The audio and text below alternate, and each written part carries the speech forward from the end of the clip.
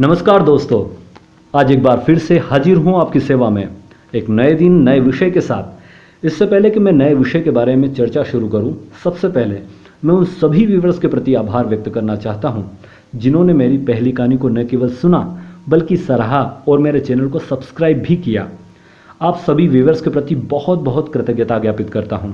चलिए अब हम रुक करते हैं आज की हमारी एक नई शिक्षाप्रद कहानी की ओर। काफी समय पहले की बात है। प्रतापगढ़ नाम का एक राज्य था। वहां का राजा बहुत अच्छा था, मगर राजा को एक सुख नहीं था। वह यह कि उसकी कोई भी संतान नहीं थी और वह चाहता था कि अब वह राज्य के अंदर किसी योग्य बच्चे को गोद ले ताकि वह उसका उत्तराधिकारी बन सके और आगे की बागडोर को सुचारू रूप से चला सके। और इसी को देखते हुए राजा ने राज्य में घोषणा करवा दी कि सभी बच्चे राजमहल में एकत्रित हो जाएं। हुआ भी ऐसा ही। राजा ने सभी बच्चों को पौधे लगाने के लिए भिन्न भिन्न प्रकार के बीज दिए और कहा कि अब हम 6 महीने के बाद मिलेंगे और देखेंगे कि किसका पौधा सबसे अच्छा होगा। महीना बीत जाने के बाद भी एक बच्चा ऐसा था जिसके गमले में वह बीज अभी तक नहीं फूटा था, लेकिन वह रोज उसकी देखभाल करता रहा और रोज पौधे को पानी देता था। देखते ही देखते 3 महीने बीत गए। बच्चा परेशान था, व्यथित था। तभी उसकी मां ने कहा कि बेटा धैर्य रखो, कुछ बीजों को फलने में ज़्यादा वक्त लगता है। और वह पौधे को सींचता चला गया, सींचता ही रहा। 6 महीने हो गए। राजा के पास जाने का समय आ चुका था, लेकिन वह डरा हुआ था कि सभी बच्चे के गमलों में तो पौधे होंगे और उसका गमला खाली होगा।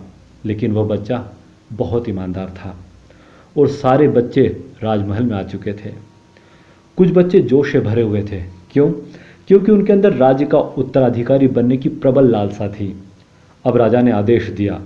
सभी बच्चे अपने अपने गमले दिखाने लगे, मगर एक बच्चा सहमा हुआ था क्योंकि उसका गमला खाली था।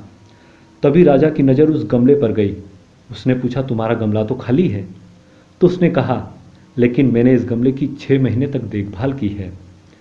राजा उसकी ईमानदारी से खुश था कि उसका गमला खाली है, फिर भी वह हिम्मत करके यहाँ आ तो गया। सभी बच्चों के गमले देखने के बाद राजा ने उस बच्चे को सभी के सामने बुलाया। बच्चा सहम गया और राजा ने वह गमला सभी को दिखाया। सभी बच्चे जोर जोर से हंसने लगे। राजा ने कहा, शांत हो जाइए, इतने खुश मत होइए। आप सभी के पास जो पौधे हैं वो सब बंजर हैं। आप चाहे कितनी भी मेहनत कर लें, उनसे कुछ नहीं निकलेगा, लेकिन असली बीज यही था। राजा उसकी ईमानदारी से बेहद खुश हुआ और उस बच्चे को राज्य का उत्तराधिकारी बना दिया गया। दोस्तों, स्वामी राम तीर्थ ने जी भी यही कहा है कि यदि तुम्हारा हृदय ईमानदारी से भरा है तो एक शत्रु का क्या, सारा संसार आपके सामने नतमस्तक हो जाएगा।